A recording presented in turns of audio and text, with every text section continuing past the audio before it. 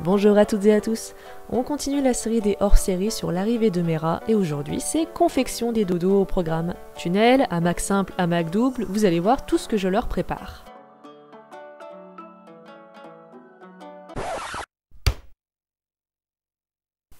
Alors avant de commencer cette vidéo, j'aimerais d'abord vous prévenir qu'à l'heure où cette vidéo est tournée, eh bien j'ai appris à coudre il y a 4 mois et je n'avais pas fait de couture depuis.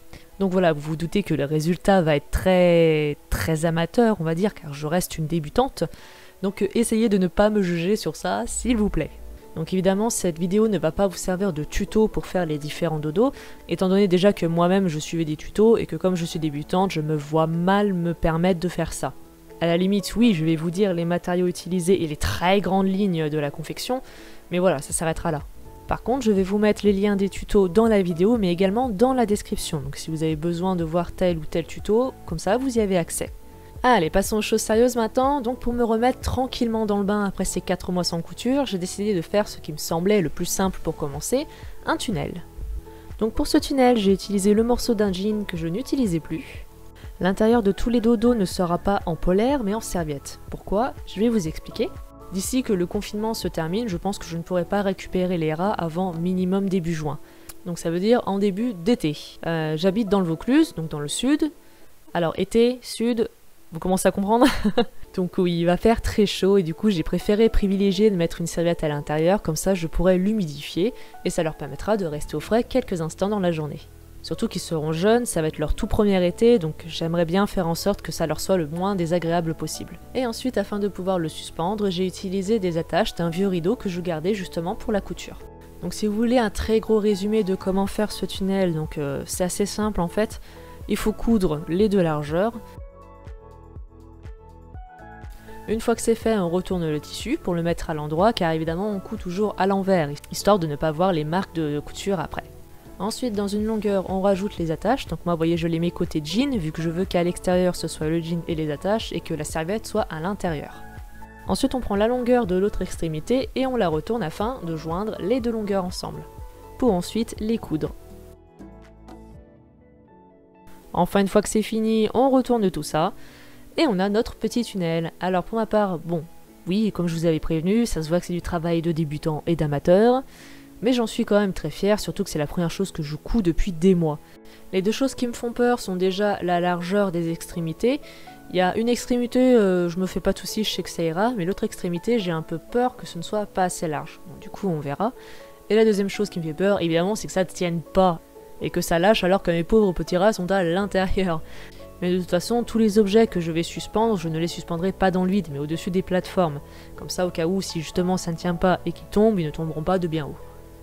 Voilà pour ce tunnel-ci, et maintenant je vais vous présenter un deuxième type de tunnel que j'ai fait. Donc ça, vraiment rien de plus simple, il suffit simplement d'une bouteille d'eau et de découper les extrémités de celle-ci. Ensuite, histoire d'éviter que les rats ne se coupent à cause des extrémités, j'ai tout simplement protégé avec du jean que j'ai collé avec un pistolet à colle. Donc voilà, c'est simple, rapide, efficace, c'est parfait. Il restera juste les deux petits trous à faire afin de pouvoir y suspendre. Maintenant, quelques secondes plus tard pour vous et quelques jours plus tard pour moi, c'est l'heure de la confection du hamac simple. Donc pour ça, je garde la serviette à l'intérieur et cette fois à l'extérieur, je vais mettre un morceau de draousse. Alors c'est tout aussi simple, mais j'ai trouvé ça vachement plus long que le tunnel et honnêtement, j'ai un peu peur de ce que ça va donner quand je vais faire le hamac double. Donc il faut coudre les 4 côtés en laissant un espace à chaque coin, car ces coins serviront ensuite à mettre les attaches pour suspendre le hamac. Ah, et ne faites pas comme moi, hein. N'oubliez pas de laisser une petite moitié non cousue afin de pouvoir retourner le tissu, d'accord? Parce que moi j'avais oublié, j'avais tout cousu. Et bah allez, hop, on fait péter des fils et on retourne. Et ensuite il restera plus qu'à coudre les attaches dans les fameux espaces qu'on a laissés dans les coins. Ça semble tellement rapide comme ça, mais je vous jure, j'ai mis 2h30 à y faire. Et voilà pour ce hamac simple dont je suis assez contente. L'avantage du hamac simple, c'est que je vais pouvoir alterner entre côté serviette et côté tissu pour les jours où il fera moins chaud. Ma peur reste évidemment que ça ne tienne pas, mais bon, on va dire que ça va tenir, hein. On poursuit ensuite avec le hamac double et comme je le craignais, il a été très long à faire. Comme vous pouvez le constater pour la vidéo, je me suis avancée et pour moi aussi, parce que je vous avoue que je me sentais pas du tout de le faire en une fois. Mais pour vous faire un gros résumé, l'étage supérieur est en fait un hamac simple et l'étage inférieur est tout simplement 2 morceaux de tissu cousus entièrement ensemble. Pour les morceaux de tissu utilisés, il s'agit d'un rideau et de la fameuse serviette qu'on ne présente plus maintenant. Pour ensuite former le hamac double, il suffit de rabattre les coins de l'étage inférieur sur les bords de l'étage supérieur. Donc comme ceci. Et ensuite, on coud. Faites attention parce que le premier coin est évidemment très simple à coudre, mais plus on avance, plus c'est compliqué, notamment le 3e et 4e coin où j'ai vraiment galéré, on n'y voit plus rien. Et c'est là que j'ai décidé que plus jamais je ne ferai un hamac double à la main. Leur collection automne-hiver, elle sera à la machine. Du coup, voilà le résultat. Alors je suis pas hyper satisfaite, mais pour un premier, honnêtement, je pense que ça va. Par contre, je ne pense pas réutiliser de rideau pour refaire un hamac double, tout simplement parce que je trouve que c'est très raide. Pour un hamac simple ou même d'autres choses, genre les tunnels, tout ça, je pense que ça irait très bien. Mais pour un hamac double, je suis pas hyper satisfaite. Donc je pense que j'utiliserai un tissu plus souple la prochaine fois pour ça.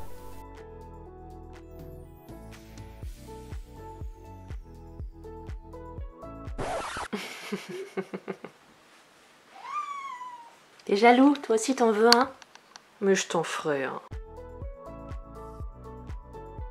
Donc voilà les dernières choses que j'ai cousues. Alors j'ai pas fait en vidéo parce que c'était relativement simple, donc ça ne servait pas à grand chose. J'ai juste deux cousus. Merde. Deux morceaux de tissu ensemble. Et à l'intérieur, comme j'ai pas de quoi rembourrer, j'ai mis 2 épaisseurs de... Je peux parler. J'ai mis 2 épaisseurs de polaire à l'intérieur. Oui, tu es beau, on ne voit que toi. Tu es l'être le plus mignon de ce monde. Tu seras toujours le plus beau à mes yeux. Donc voilà, donc j'ai trouvé ça inutile de vous filmer ça. Je vous montre juste le résultat final. Et oui, bon, même si ça se voit pas avec la petite chose au milieu, merci. Et oui, vous constaterez aucun des trois n'est à la bonne taille, mais voilà, on va passer outre, hein. On va oublier ça, c'est pas grave. J'ai mis ces petites languettes pour pouvoir les attacher au barreau, parce que sinon je me doute qu'ils vont pas rester bien longtemps en place. Et puis voilà, ils vont être bien. Il me restera plus qu'un gros coussin, un coussin à faire comme ça, mais bien plus grand pour mettre tout en bas là. Les coussins ils vont aller sur les étages, là, là et là-bas. Eh oh, quand même! Eh!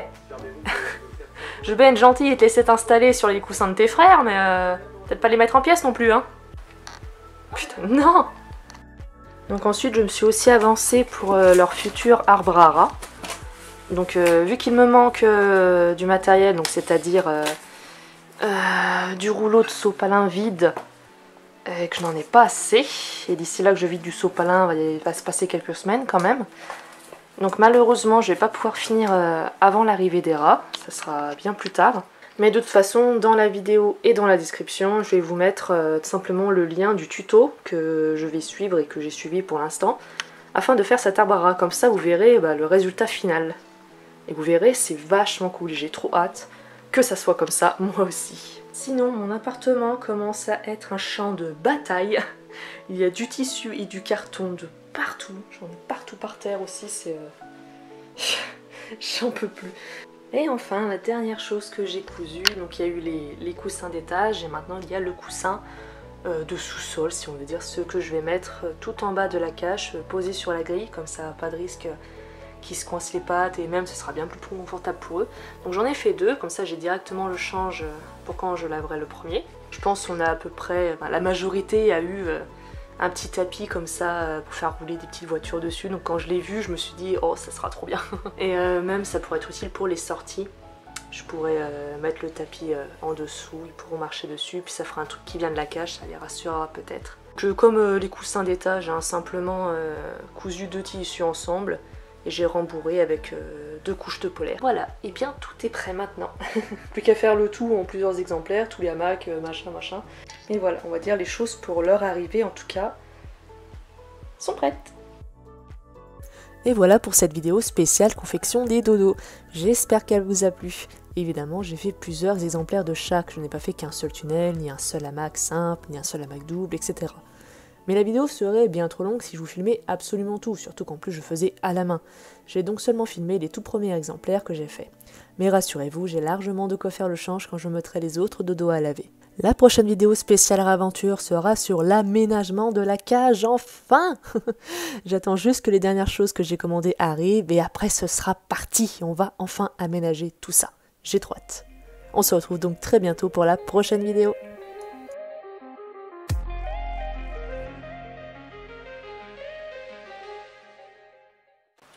Alors petite vidéo qui n'était absolument pas prévue, mais en fait nous sommes le soir de mon anniversaire et j'ai une amie et aussi une des marraines d'Era qui m'a offert plein de petits cadeaux que je vais vous montrer tout de suite puisque ça concerne Léra. Parce que chez elle, elle a retrouvé la machine à coudre et du coup elle m'a gâtée et elle a gâté aussi Léra. Donc déjà 3 hamacs simples. Donc derrière avec de la petite polaire pour que ce soit tout doux. Donc avec les chevaux pour rappeler de qui ils sont les animaux. Elle m'a également fait un tunnel qui est bien plus classe que celui que j'ai fait. Après elle, voilà, elle a la machine, hein. N'oubliez pas que j'ai fait à la main et que celui que j'ai fait, c'était le premier que je faisais depuis des mois. Hein. Mais il est super. Donc, il est bien plus large que celui que j'ai fait. D'office, ils auront celui-là pour leur arrivée, ça c'est sûr. Et pour finir, un super hamac, mais pas que, un hamac cabane. Il trouve toute la petite polaire à l'intérieur, qui est donc trop bien. Donc voilà, je suis trop contente. Julie, parce que je sais que tu passeras par là, encore merci, parce que c'est vraiment trop bien. J'ai hâte de les voir dedans, je sais que toi aussi tu as hâte. Oh là là, ils vont être trop bien. Je suis beaucoup trop contente.